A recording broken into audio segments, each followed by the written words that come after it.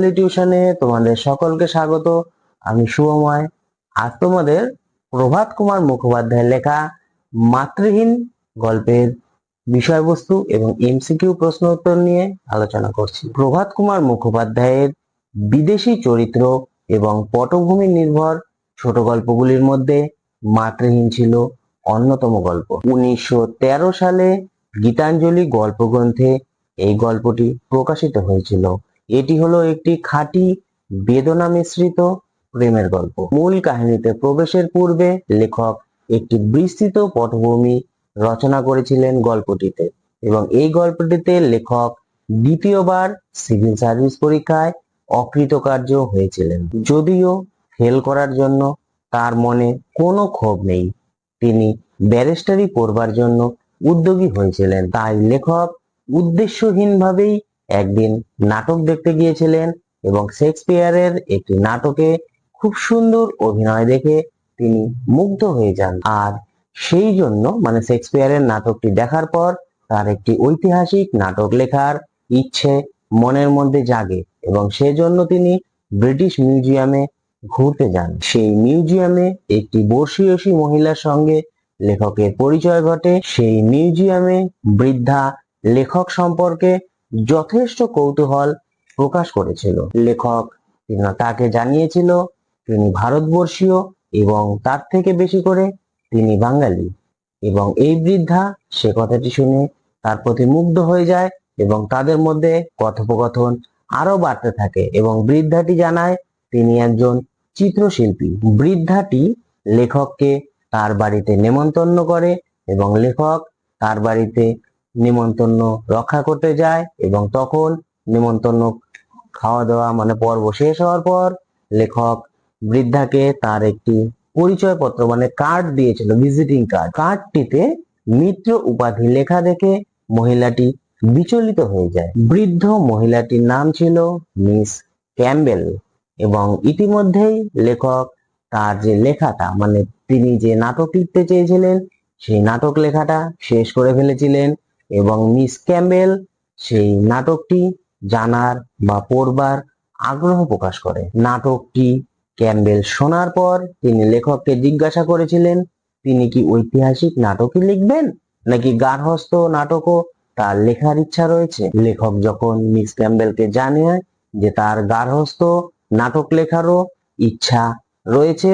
তখন miss Campbell তাকে আশ্বাস দেয় তাকে একটি খুব সুন্দর প্লট তিনি দেবেন গার্হস্থ্য নাটক লেখার জন্য। মাতৃহীন গল্পটি আরো কিছু দূর এগোতে থাকে এবং তারপর চতুর্থ পরিচ্ছেদে আমরা দেখতে পাই মিস ক্যাম্বেল একটি ঠান্ডা কনকনে শীতের দিনে তার যে প্লটটি তিনি যে বলেছিলেন গার্হস্থ্য নাটক লেখার প্লট, সেই প্লটটি একজনকে শোনাতে থাকে। শ্রোতা একজন বিলাত প্রবাসী ভারতীয় যুবক এবং বক্তা বৃদ্ধা মিস ক্যাম্বেল। মিস ক্যাম্বেল তার ঘটনার যে চরিত্রগুলি এবং স্থান প্রত্যেকটার নাম পাল্টে দিয়েছিলেন। তিনি ঘটনাস্থলের নাম দিয়েছিলেন হ্যামারস্মিথ বা রিচমন্ড। সেখানে একটি মধ্যবিত্ত পরিবারের বাস, তার একটি পুত্র এবং দুইটি কন্যা ছিল। একবিংশতি বছরের যে যুবকটি তার নাম ছিল জর্জ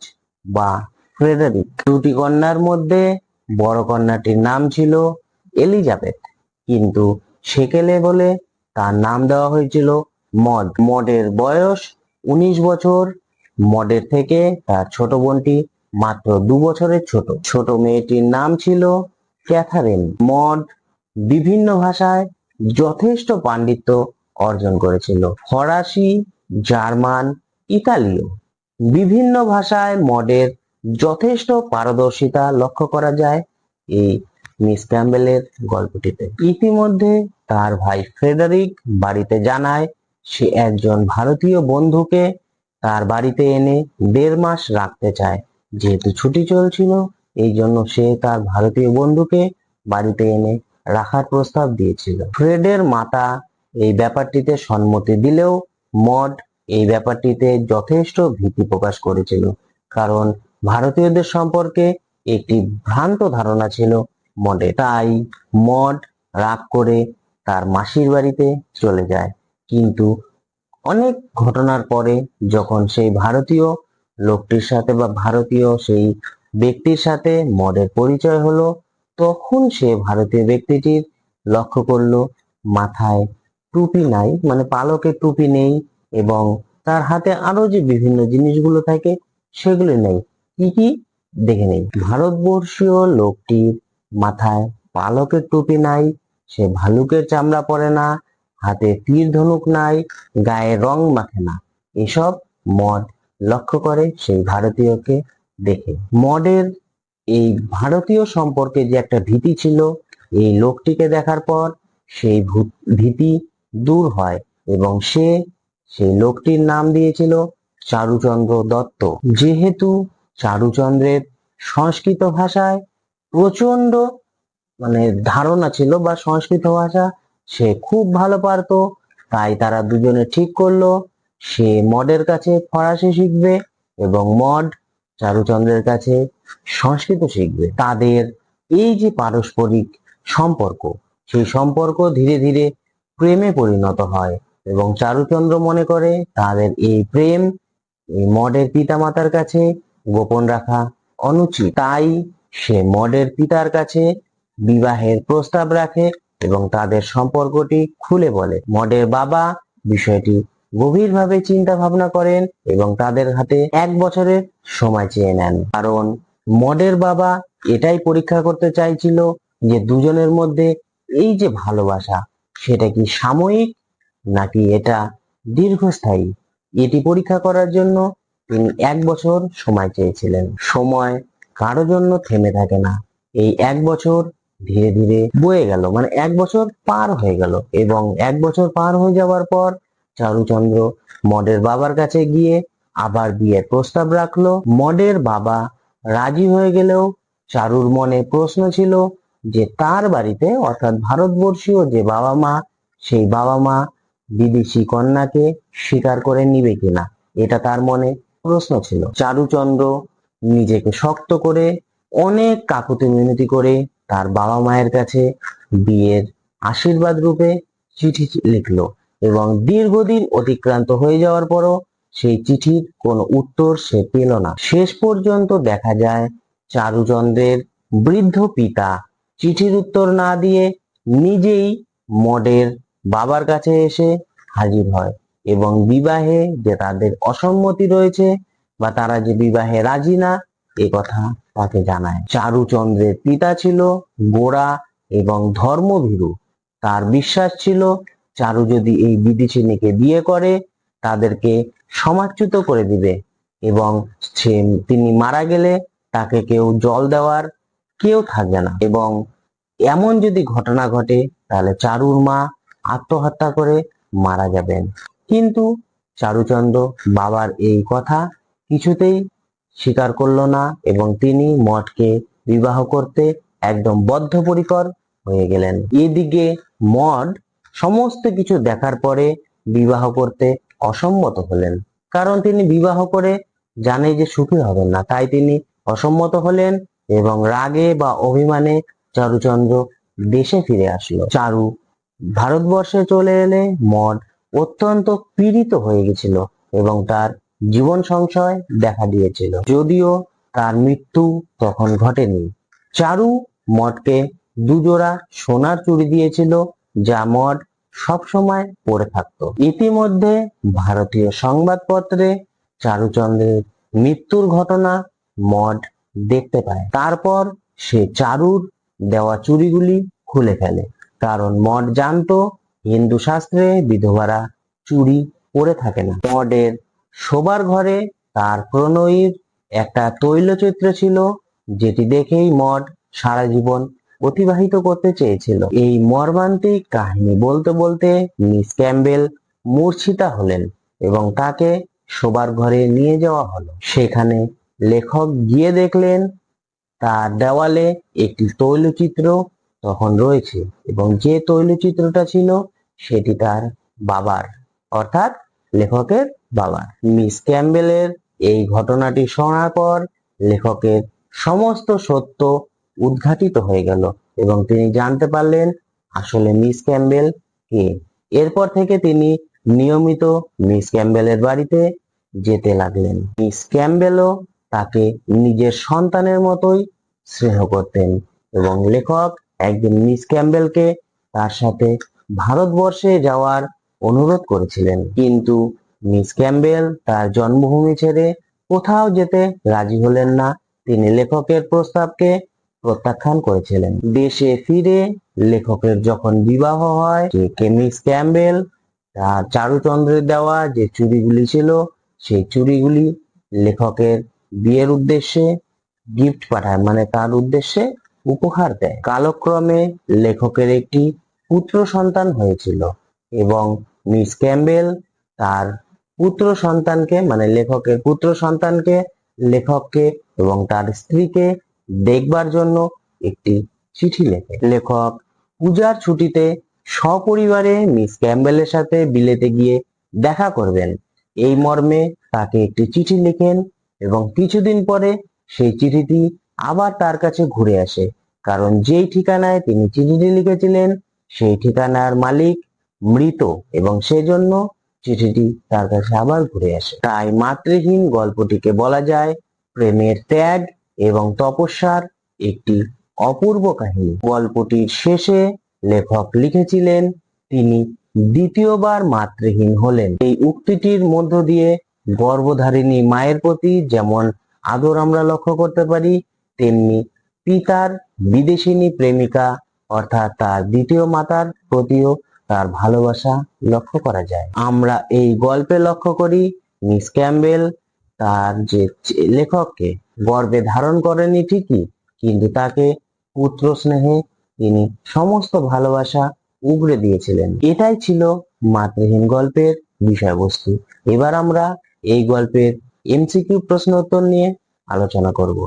মাতৃহীন গল্পের পরিচ্ছেদ সংখ্যা। অপশনগুলি হলো 2 সংখ্যা, 3 সংখ্যা, 4 সংখ্যা। সঠিক উত্তর 4 সংখ্যা। গল্পে কথকের নাম কি?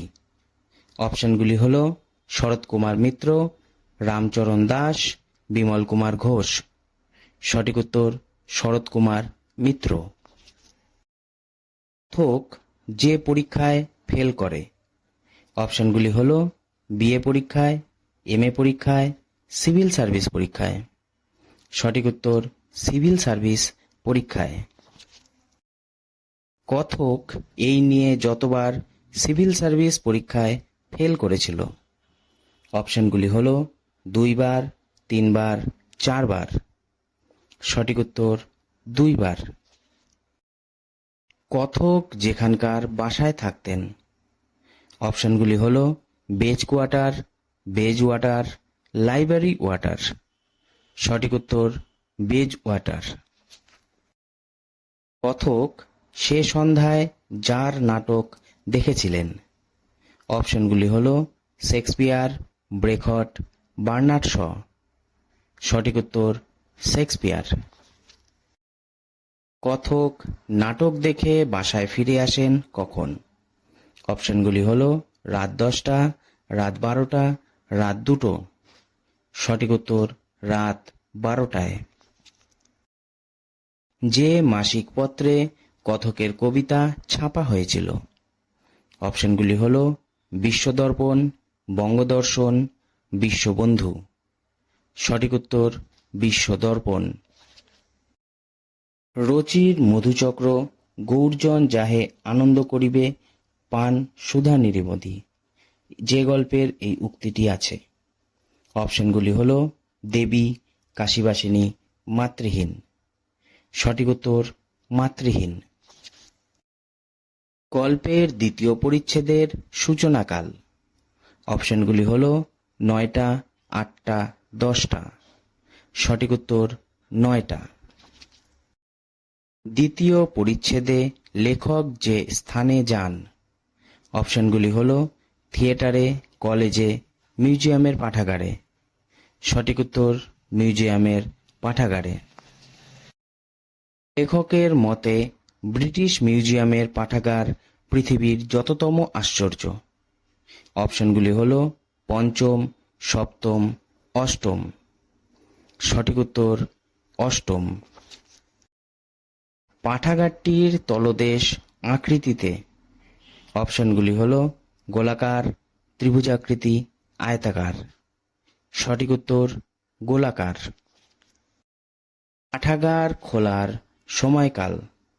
অপশনগুলি হল 8টা, 9টা, 11টা। সঠিক উত্তর 8টা। গল্পের চতুর্থ পরিচ্ছেদে যে মাসের উল্লেখ আছে? অপশনগুলি হল অক্টোবর, নভেম্বর, ডিসেম্বর।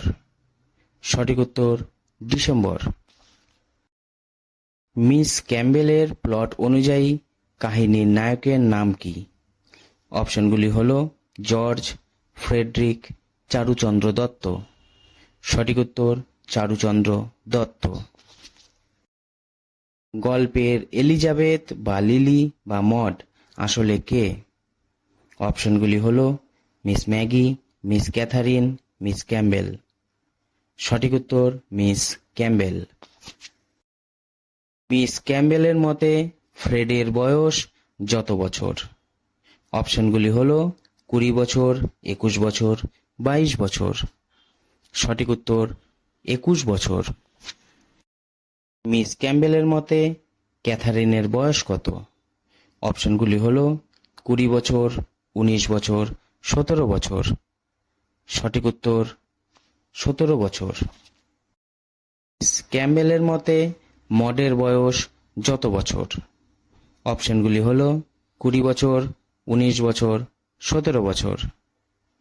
সঠিক উত্তর 19 বছর। মড চারুর কাছে যে ভাষা শিখতে চেয়েছিল? অপশনগুলি হল বাংলা, সংস্কৃত, আরবি। সঠিক উত্তর সংস্কৃত। চারু বারে কলট হয়েছিল যেদিন? অপশনগুলি হল 14 জুন, 15 জুন, 16 জুন। সঠিক উত্তর 16 জুন। ওয়াটারলু যুদ্ধের বার্ষিকোৎসব যেদিন? অপশনগুলি হল 14 জুন, 15 জুন, 18 জুন। সঠিক উত্তর 18 জুন। কথকের পিতা যেখানে বেড়াতে যাওয়ার নাম করে লন্ডনে এসেছিলেন? অপশনগুলি হল রাজস্থান, বৃন্দাবন, কাশ্মীর। সঠিক উত্তর কাশ্মীর। ইহা গ্রেট ব্রিটেন স্বাধীন দেশ, যার উক্তি ছিল এটি? অপশনগুলি হল ফ্রেড, মডের পিতা, ক্যাথারিন। সঠিক উত্তর মডের পিতা। চারু মডকে যা উপহার দিয়েছিল? অপশনগুলি হল সোনার চুড়ি, আংটি, হার। সঠিক উত্তর সোনার চুড়ি। মিস ক্যাম্বেলের আসল পরিচয় জানার পরে কথক যতদিন পর দেশে ফিরে আসেন? অপশনগুলি হল 6 মাস, 1 বছর, 2 বছর। সঠিক উত্তর 1 বছর।